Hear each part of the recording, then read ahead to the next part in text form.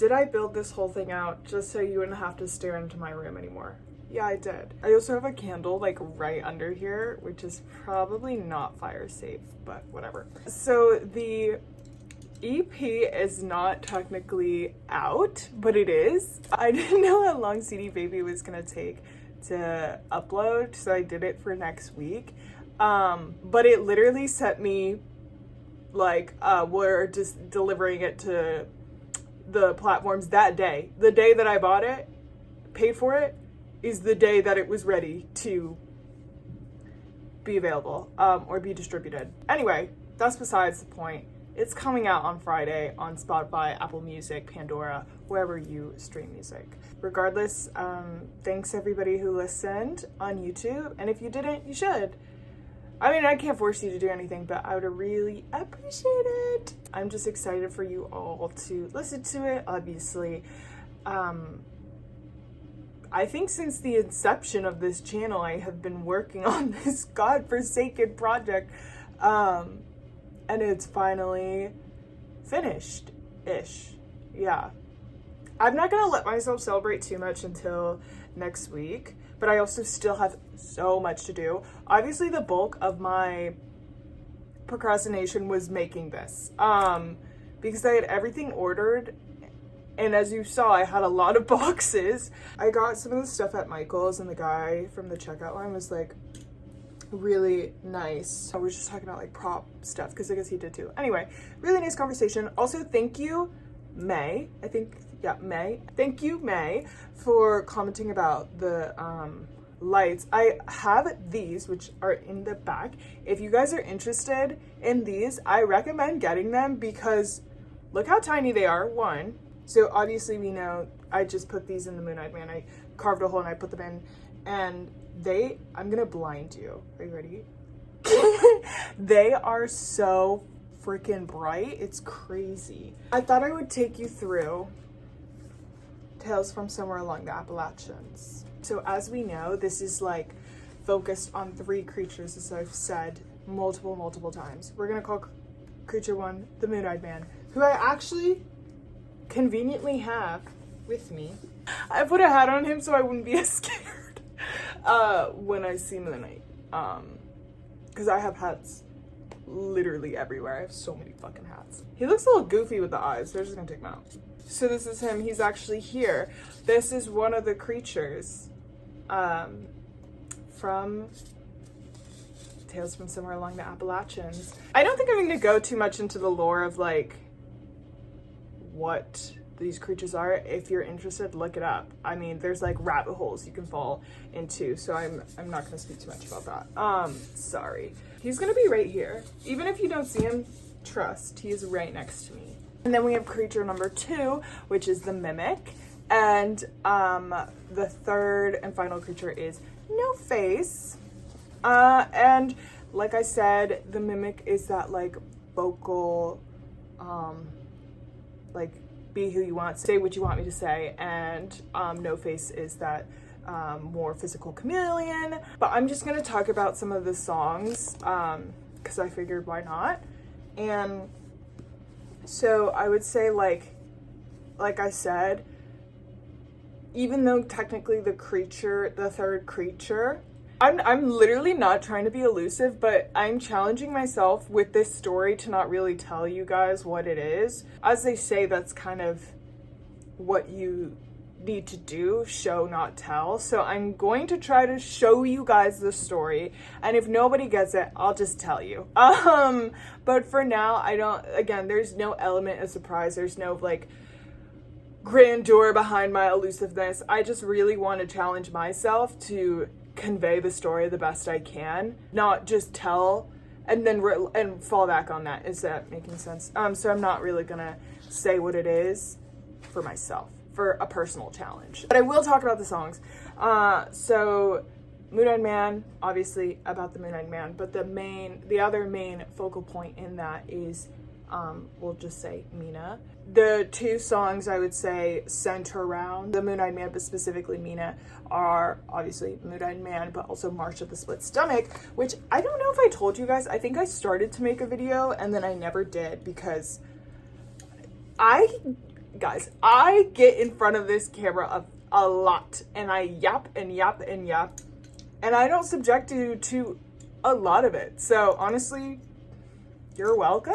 These are purely cosmetic. I don't know what you're talking about. I have perfect vision. I never required corrective lenses. I don't need contacts. I don't know what you're talking about. The idea came to me because I was reading this collection of Japanese death poems, but I'll read you a little excerpt. Sorry guys, I don't speak Japanese, so I'm probably gonna sound really bad when I say these names. I apologize. I'll just jump right in. We find the story of the goddess Owami who pursues her lover, the god Hanami, to the edge of the marsh. When she does not find him there, her distress overwhelms her and she takes a dagger, pierces her stomach, and falls into the marsh.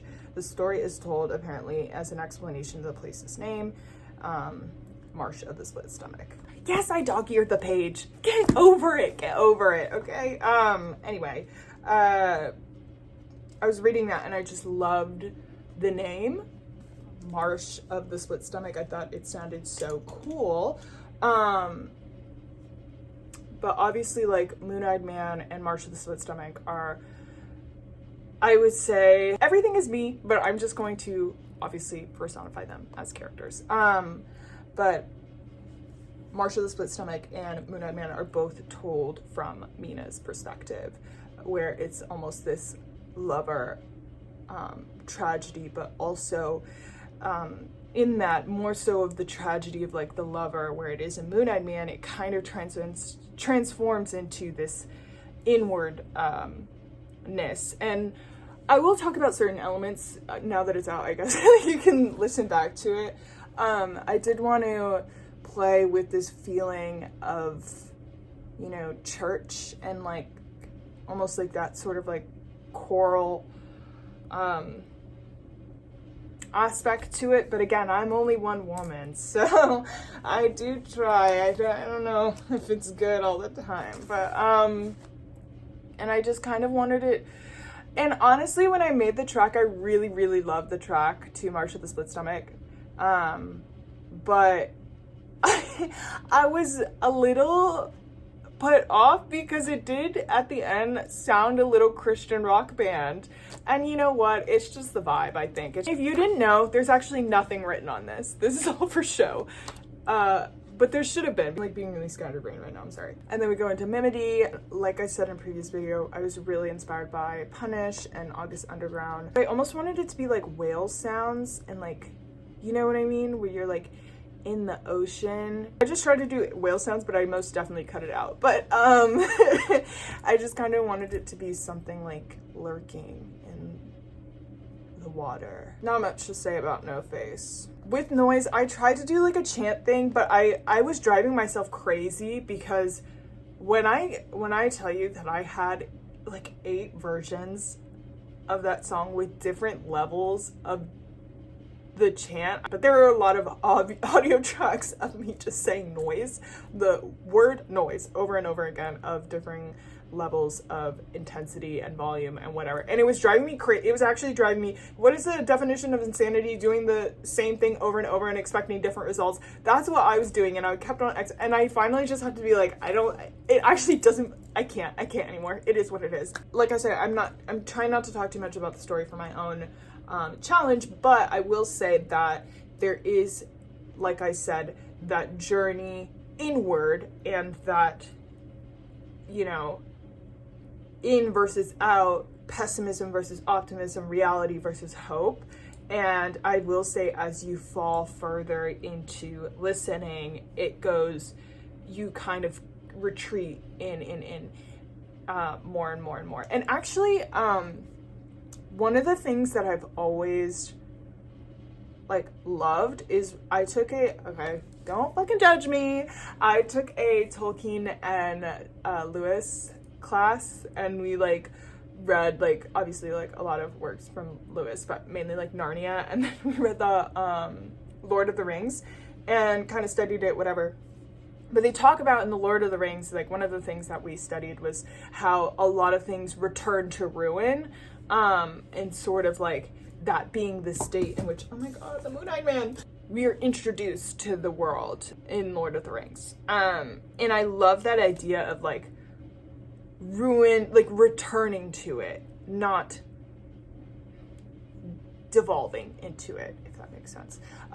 So definitely there's like, I always love that element, but there's that idea of returning inward into almost ruin when everything starts collapsing the further you retreat inside. And that is like, I think Noise is the pinnacle of that. Sort of like combustion. I was actually really scared that like my neighbors were gonna call the cops or something, because I did so many screaming takes that like, yeah, I was really worried that I was gonna get in trouble or something. Whereas like Noise is literally trying to fight your way out of your own head. I would say following that, the last track in which I'm like saying something, which is nothing but the Snow Moon, is just a full, like, I feel like if I just cut open my brain, it is, you know, that song. And there are like elements where I wanted to do it sort of peeking out. Obviously, like, if I could have this mixed, if I knew how to mix, I would have maybe done a little better, bit of a better job. But elements of like peeking out into reality and forwardly saying like something, but then almost a retreat back into my head, and the only full break free, I guess, moment is right at the end, in my opinion. This wasn't a mistake. There is like 20 seconds of silence at the end of Nothing But the Snow Moon, because, you know, I feel like Noise was like so loud, so much, this huge like explosion of a lot of things, and I really just feel like sometimes it's uncomfortable to sit in silence and sit with yourself in silence. Sometimes there's nothing more comforting in the world to me than that, but also at the same time, there's nothing that feels more like entrapment than me sitting with myself in silence, and kind of with my own thoughts. And as I had the 20 seconds, because that's the other thing, I was like, is that too long? But then as I was listening, I was kind of like, always like, okay, I should skip it or go to the next thing, or okay, the song's done actually, and I don't have to wait the full 20 seconds. But it's a challenge. Can you wait 20 seconds of silence? Can you just sit there and not, you know, click the next thing? I mean, the song is also like already 5 minutes. I just like my own reverence of it, and my own requirement of like, it almost is like a reminder to me to be, I don't know, like just like present and mindful. Yeah, I don't know. And then there's the quivering, which like, yeah, I don't know. The end. Okay, bye!